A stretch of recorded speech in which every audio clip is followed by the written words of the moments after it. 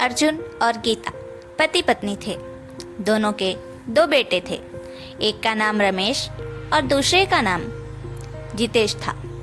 दोनों अभी बहुत छोटे थे। ये परिवार बहुत ही खुशहाल था।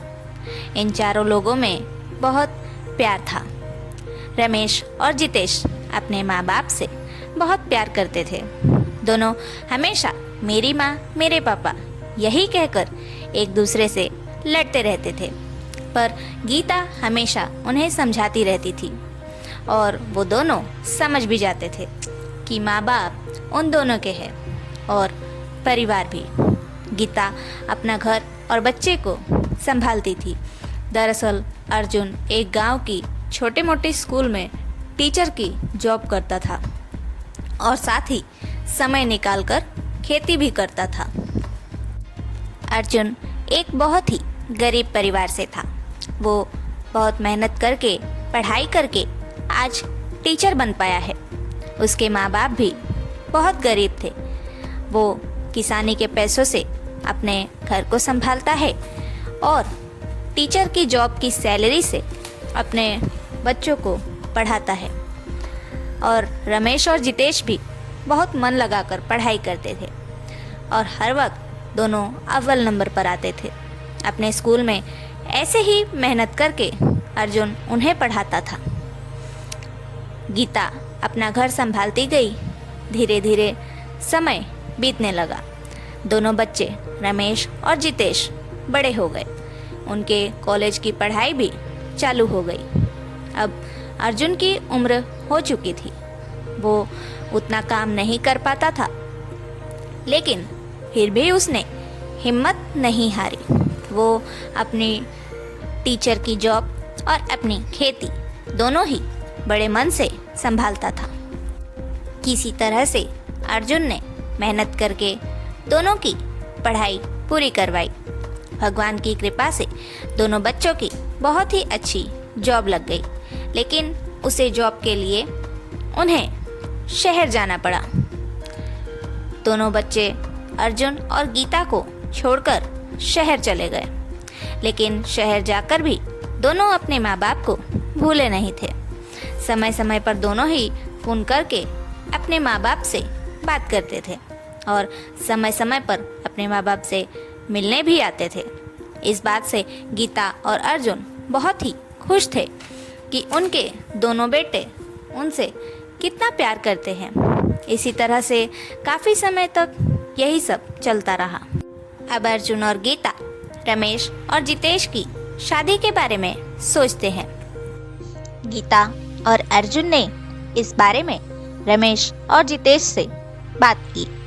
वो दोनों मान जाते हैं।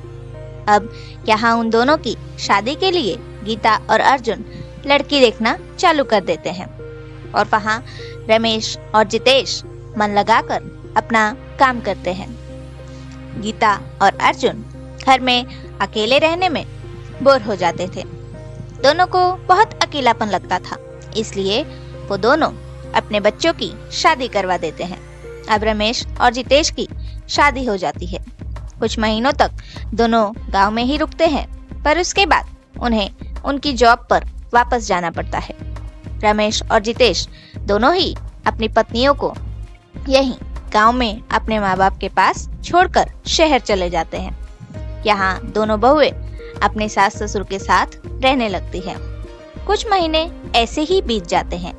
अब दोनों बहू को भी गांव में रहने में परेशानी हो रही थी। ये देखकर गीता अपने दोनों बेटों को बुलाकर उन दोनों बहुओं को शहर बेटों के साथ रहने के लिए भेज देती है।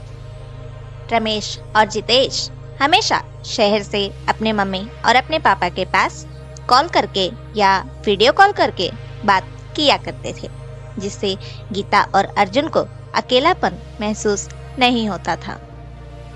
ऐसे ही धीरे धीरे वक्त बीतता गया और सब कुछ बदलने लगा। रमेश को एक प्यारा सा बेटा हुआ और जितेश की बीवी गर्भवती हुई। उनके खर्चे बढ़ने लगे, साथ ही साथ उनके नखरे भी बढ़ने लगे। अब दोनों को अपने माँ बाप के पास पैसे भेजना या उनसे बात करना बोझ लगता था। रमेश अपनी बीवी और अपने बेटे को लेकर गांव आता है अपने माँ बाप से मिलने के लिए और उन्हें समझा कर कहता है कि अब हमारा परिवार है, हमारे भी खर्चे हैं, हम आप लोगों की कम ही हेल्प कर पाएंगे। साथ ही साथ जितेश भी अपनी गर्भवती बीवी को लेकर यहाँ आता है और कहता है, माँ पिताजी अब मेरी बीवी को आप लोग कुछ दिनों के लिए संभालिए, वो गर्भवती है, उसे कुछ नहीं पता कि कैसे क्या और कब करना है, आप लोग उसका ख्याल रखेंगे ना। तभी गीता अपने बेटे को हाँ कहती है।